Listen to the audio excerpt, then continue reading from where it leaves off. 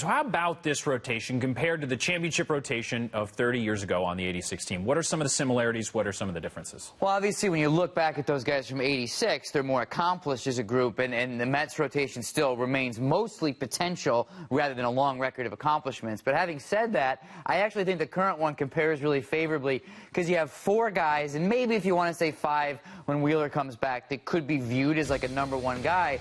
Whereas with 86, you had one obvious all-time ace in Dwight Gooden, and then a bunch of really, really solid 2s and 3s. I mean, Ron Darling, our friend here, was probably the best #2 you could possibly have. But that was his role. He was a #2, and then Ojeda, Sid Fernandez on down. None of those guys would have necessarily been your prototypical ace, whereas the Mets now have anyone who would be, any of those 4 guys would be an opening day starter for most teams. So to me, the ceiling here is even higher. Yeah, and Gooden at that time, he was the only guy that had a power arm that compared to any of these guys. I mean, these guys are all throwing mid to high 90s.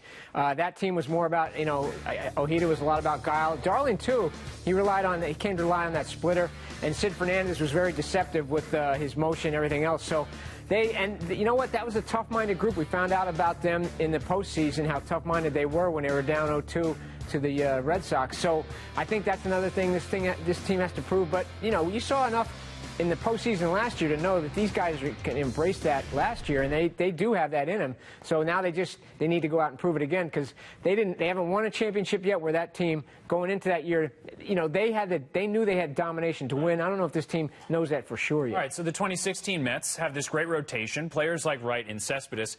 Can this team reach the popularity, both on and off the field, that the 86 team did?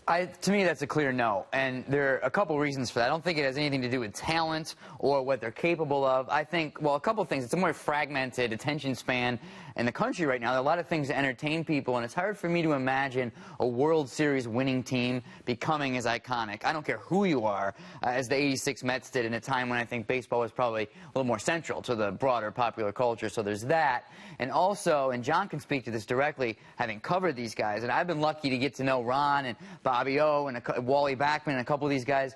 They're really fun, fascinating people, and they're great quotes, and today's athlete is so much more guarded. I mean, you spent your youth with these guys yourself. They must have been so much fun to cover and write about. It's a little different. You know, they would trip you to stop at their locker to get them to talk to you, where today's players would rather, that's just as rather not. It was a different era. These players are, as you said, more guarded. I would love to see more personality out of today's players, just so I think fans they love to embrace, they want to get to know these guys, and players are a little bit more guarded in that respect. That team was, you know, it was as personable as you could get. Big personalities. That's why I agree with Andy. I don't think this team will ever capture the city quite the same way, because those guys were kind of almost larger than life, and they were over the top in some ways. We know about the carousing and everything else, but still, I think that it was such a perfect time. You know, that the Mets had been down for years, as did recently, but that was just a different era, and fans just really embraced that team. And over the top or not, there are some guys on this team that are trying to get out there. Matt Harvey, Noah Syndergaard, appearances and such. You will see them outside of just baseball.